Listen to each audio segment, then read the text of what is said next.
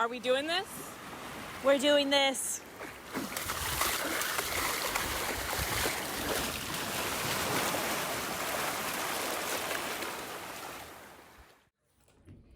Hey guys, it's Brie the Frog. It's Mandi the Dragonfly. And welcome to the Dragonfly and the Frog podcast. Hello, lily pads. Welcome back, guys. That's your guys' name, by the way, lily pads. Oh man, what do we have in store for you today? So much. So much. This one's gonna get a little bit technical, so bear with me. Sometimes I get nerdy, so I brought books today. Hope you like that. But it's gonna all loop around. It all makes sense, though. It all makes sense.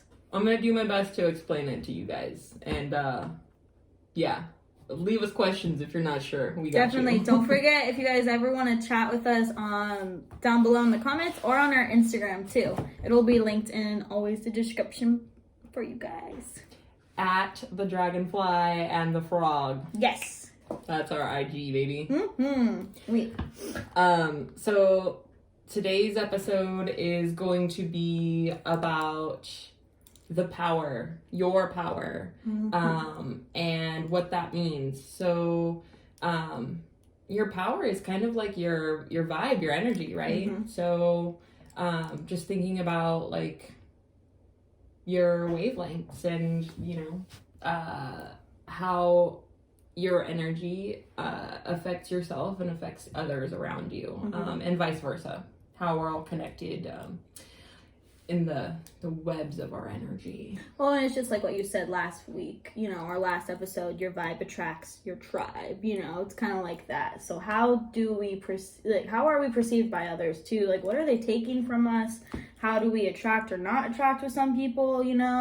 I always call it my gut. My gut always knows. There's science behind this, guys. And that's kind of what I brought to the table today. And please bear with me, because this book, I've been reading this book. It might be backwards. That's okay. I'll make sure I put it in the links for you guys. This is The Field, The Quest for the Secret Force of the Universe.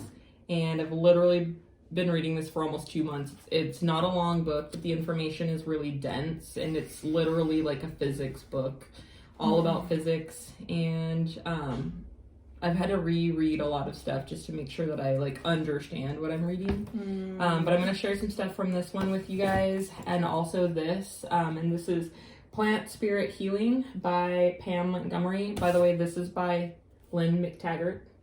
But Plant Spirit Healing, I read this through quarantine. So in my garden that you guys saw last week. This is what I'd read out there with my seedlings, and it's really insightful. It's more so about talking with the plants and communicating with the plants, but this information is super transferable to people. I know we all speak languages and can understand that way, but if you ever couldn't understand if you couldn't understand why you felt some type of way around somebody, maybe they drain your energy or you get a bad feeling, it's not always judging a book by its cover. It's literally science, and we'll talk a little bit about that. So let's dive deeper. Yeah, I was gonna say, there's just so much to talk about that I felt this week and last week, and that's why when we decided to do this week's episode, I was like, can we please talk about frequency?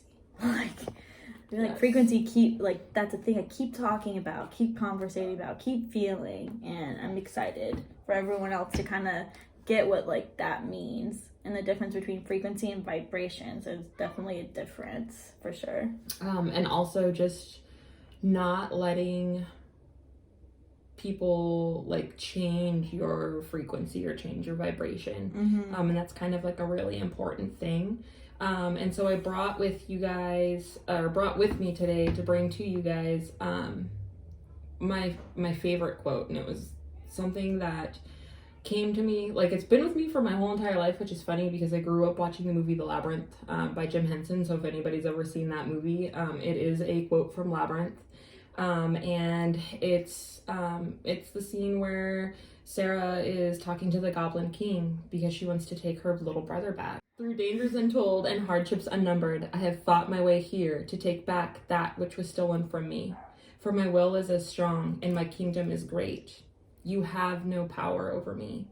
And that was so profound.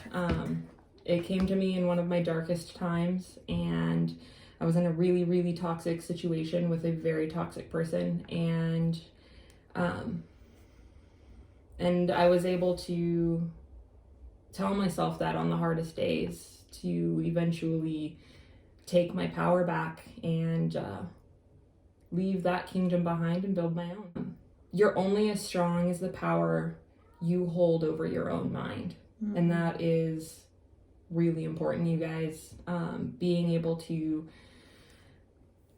recognize and acknowledge and just like feel things and not let it take over your whole life. You gotta find a way to take that power back and not let other people have that power. Definitely. I think I've been really open-minded to that for sure. Don't take it.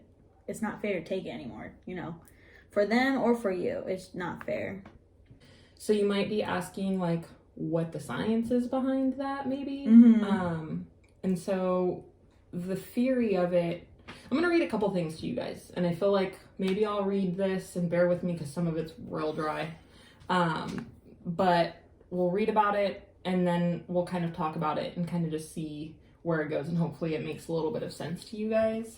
So I'm actually going to start in The Plant Spirit Healing by Pam Montgomery. And this was kind of, it's funny because I actually bought this book right after my mom passed away 4 years ago. Because the author who wrote this book wrote it because her mom passed away and she wanted to prove that we all go somewhere else after we die. So I bought it, but then I just never had the nerve to read it until now. And I was reading this over quarantine and she mentioned this book and I was like, well, jeepers, I guess I should read that. So here we are. Came full circle and it was real interesting. So Pam says that data enters through the heart first and is transmitted to the brain, which categorizes it and sends it to the body, including the heart, so that a two-way communication constantly occurs between the heart and the brain. So we're going to get into some science about the heart. So as the heart beats, it produces pressure waves that precede the flow of blood pressure because they move faster. This is at the foundation of what is felt when a practitioner reads a pulse. Pressure waves force the blood cells through the capillaries and provide oxygen and nutrients to all our cells. In addition, these waves expand the arteries, causing them to generate a relatively large electrical voltage. The waves also apply pressure to the cells in a rhythmic fashion, causing some of the proteins contained therein to generate an electrical current in response to the squeeze of the heart. All of our cells feel the waves of pressure generated by the heart and are dependent on them in more than one way. The energetic connection between the brain and the heart is created by the heart's electromagnetic field, which is by far the most powerful produced by the body. It's approximately 5,000 times greater in strength than the field produced by the brain. The heart's field not only permeates every cell in the body, but also radiates outside us. It can be measured up to 8 to 10 feet away. So, food for thought there, guys.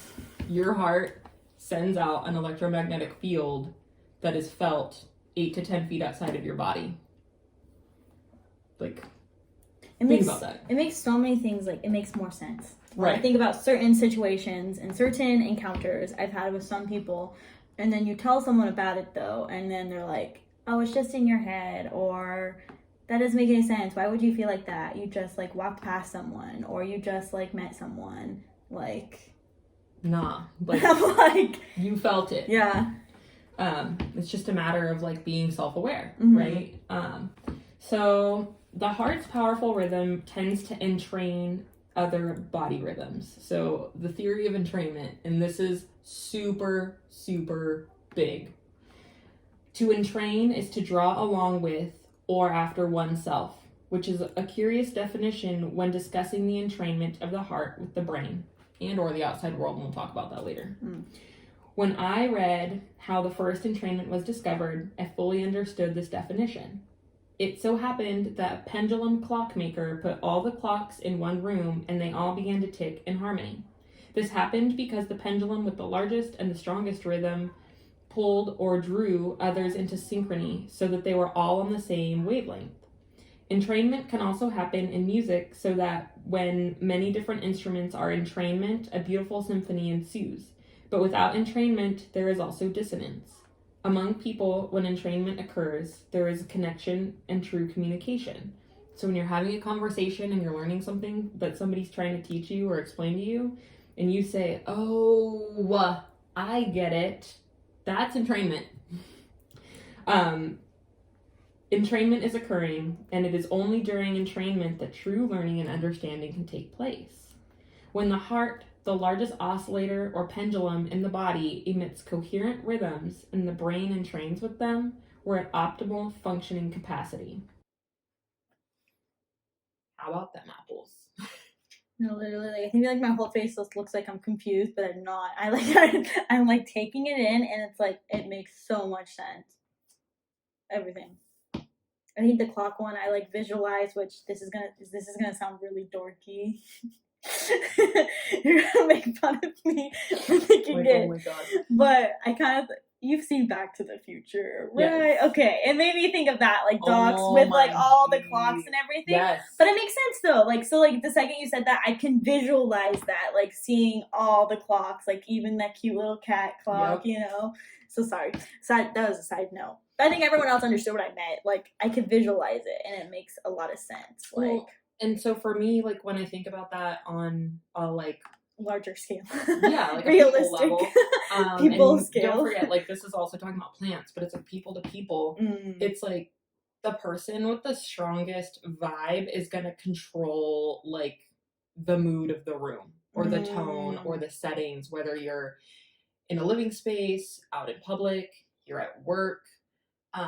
Whoever has like the strongest pendulum or the strongest frequency, they're the ones who's gonna set the tone for the day. And all too often I can say that like going to work sometimes, like, you know, like you can walk feel in the and tone. you feel the tension. Or the tone. Sometimes it's good and sometimes it's bad. You know, and working in retail, it's kind of lame because it's like if you're in a bad mood, dude, like your guests like pick up on that sometimes, and then all of a sudden like it skews your perception. Anywhere you work, really, too, though. Because like even if I'm like grabbing a cup of coffee, like I mean, lately it hasn't happened to me, but like I just keep thanking them, and their energy gets better from me giving them gratitude. They're giving me gratitude. I leave, and it's just like I feel good, and I think they feel good because you know there's just that energy exchange, that like frequency of like thank you, no thank you. Like, yeah, sometimes you know? like when you find yourself in like those lower vibrational situations, sometimes you have to. I don't want to be like be a bigger person, but like you've got to become more self-aware and realize like, okay, I need to acknowledge this and recognize this, and maybe this isn't the time and place to deal with these feelings right now. So I need to take a deep breath and like realize that my frequency can entrain with everybody else around me. When you lift yourself up, you lift everybody else up with you. And that's the way entrainment works. Another excerpt says, our personal experiences and the investigations in many areas of science verify that life is based on interconnected relationships. So it's not one block built on top of another, but instead a vast web of interwoven vibrations of light, sound, and sensation that we are able to feel. Lynne McTaggart, in her book The Field, says of what is decisively verified by quantum physicists. Subatomic particles had no meaning in isolation, but could only be understood in their relationships. To the world, at its most basic, existed as a complex web of interdependent relationships, forever indivisible. So we're all connected. Like we all like vibe. We all vibe, and that's just the way it is. And like those vibes get intercepted, and some people vibrate on your frequency, and those are the people that you resonate with. Your vibe attracts your tribe. I'm like, I don't know how else to put it. Like if you're positive, like you're gonna attract positive things and positive people to you. And if you're negative, like, you're gonna attract negative things and negative experiences in your life. So perhaps an understanding of coherence will further clarify how communication takes place. On a quantum physics level, subatomic waves move into coherence when they cooperate, or in other words, when they are able to move into synchrony with each other. When waves are in sync, they begin to perform as one large wave. It's like an orchestra in which individual instruments move together in a harmony, creating a beautiful symphony. Coherence establishes communication as different frequencies tune themselves to each other. Fritz Popp, who was another physicist, guys, has shown that plants demonstrate the highest level of quantum order or coherence possible in a living system, which means they have a high degree of ability to fine-tune their frequencies to other waves. To effectively communicate with plants or people, we set our intentions through our hearts to move into coherence with the biophotons of the plant or person. We have biophotons, look it up. It's in our DNA, just saying. Allowing interference or encountering of the waves to resonate at a certain frequency, thus creating a vibratory sensation in our body. In essence, the electromagnetic field of our heart encounters that of the plant or person, and we entrain with the frequency of them. This is what is known as resonance matching.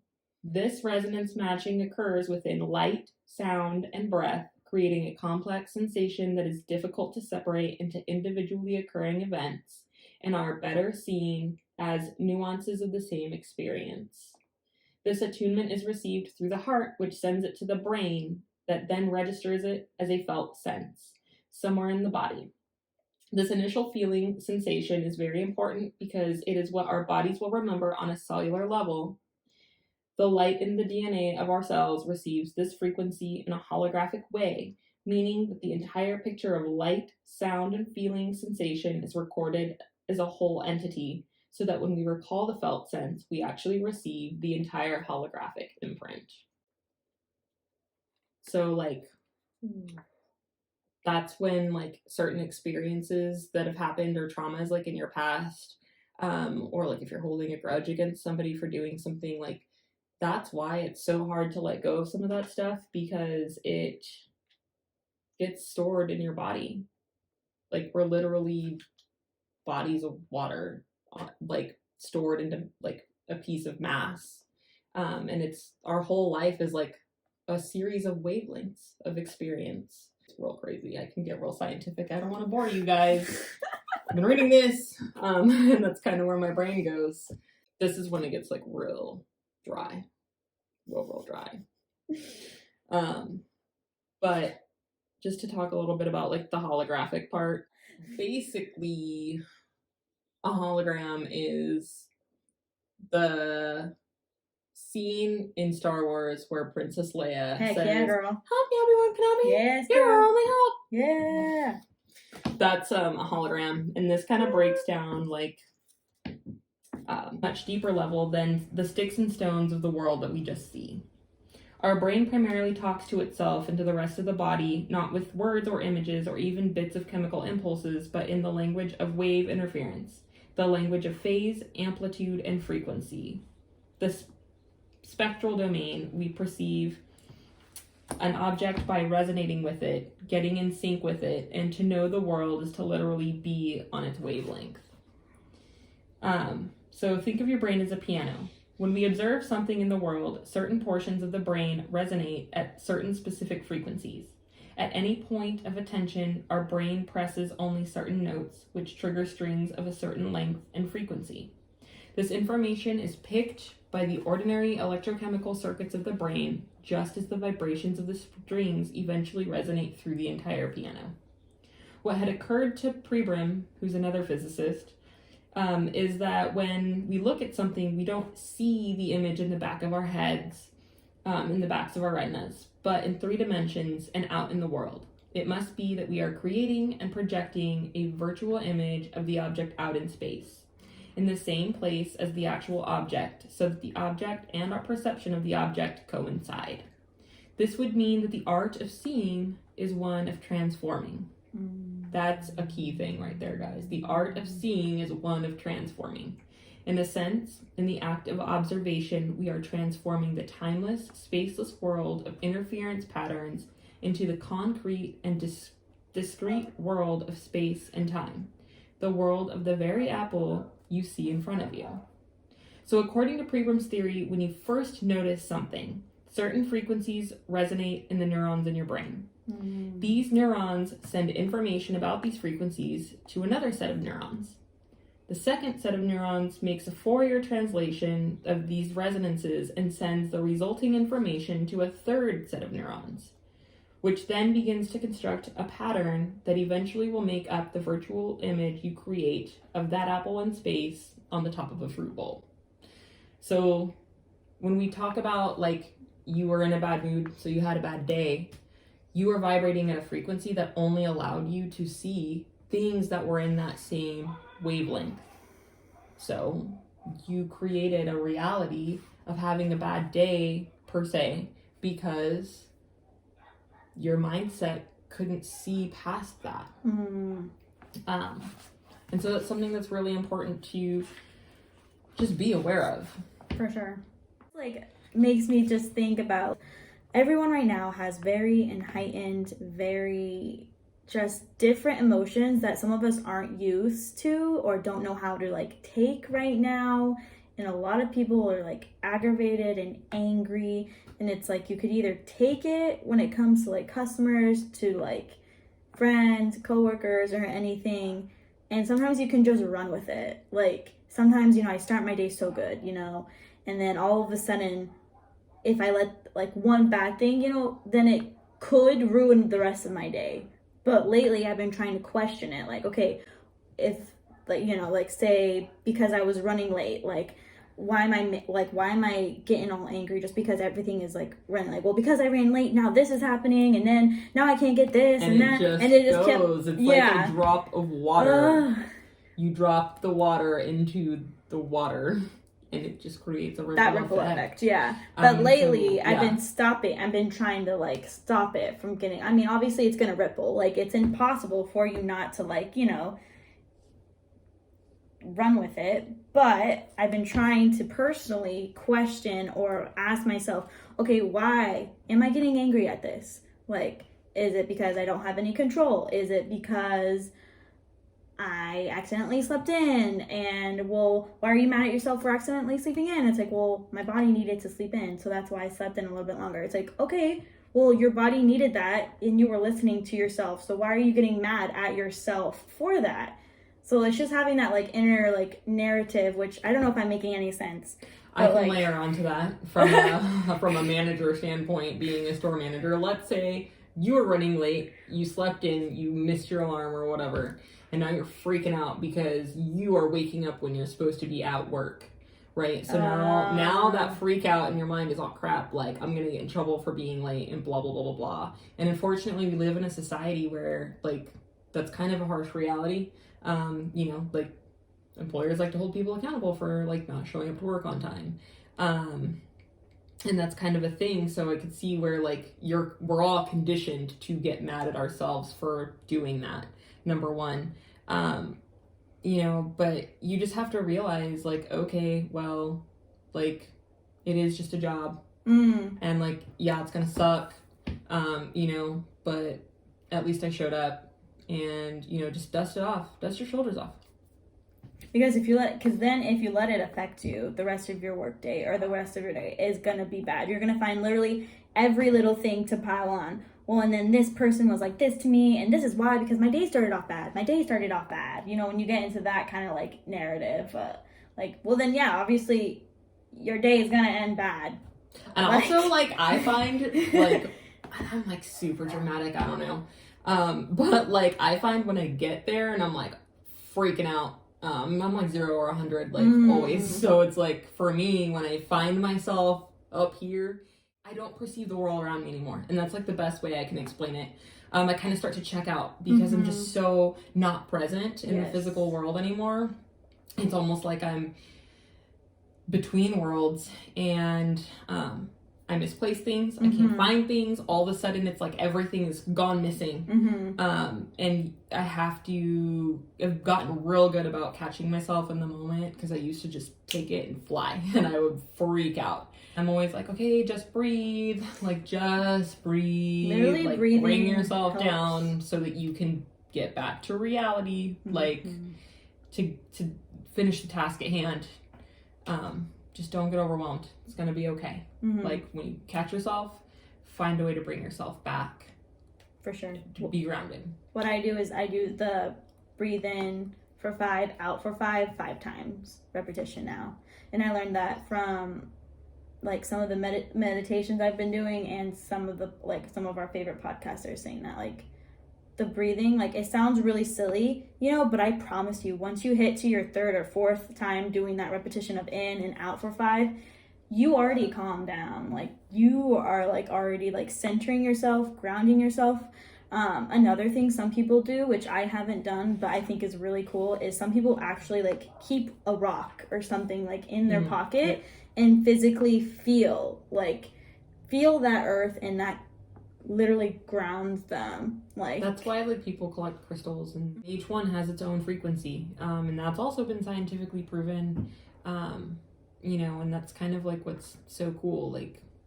Everything has its own frequency and wavelength, and we'll get into that in a second, but just to kind of piggyback off of what we were talking about. So it also says that Brie also showed that the brain is a highly discriminating frequency analyzer. He demonstrated that the brain contains a certain envelope or mechanism that limits the otherwise infinite wave information available to it, so that we're not bombarded with limitless wave information contained in the zero field, or the matrix that we live in. And so that's kind of why it's so important to stabilize yourself and ground yourself in that frequency, because once you're on that frequency and you're holding on to it, you can't see past it, because your brain can only process so much information, and it's literally wired to block out other frequencies. That's why if you're in a bad place, you won't be able to get to that good place or anything if you stay at that frequency, or that level, if you want to call it, or your days. And that's also why your day is gonna quote unquote keep getting worse, because if you're staying here, you're not gonna see the good little things that are trying to come your way and trying to be no, your day is gonna be okay, you can do it. You're gonna not see any of those things, because you're just blocking it all, because you're well, today's a bad day, that's just how it is. Yeah. So this last little piece of science, as far as what we're able to perceive on a wavelength level, and I told you guys this stuff is kind of dry, so I apologize, but I just felt it was important to share it, because this is literally why. When we perceive something, it's not due to the activity of neurons themselves, but to certain patches of dendrites distributed around the brain, which, like a radio station, are set to resonate only at certain frequencies. It's like having a vast number of piano strings all over your head, only some of which would vibrate as a particular note is played. So what you're thinking about and where your brain is at in that frequency, that's what your brain's going to perceive. And that's what's going to create your reality. Yeah. It's a little bit wild. And so to think of it as music or a radio station, you really gotta tune your brain.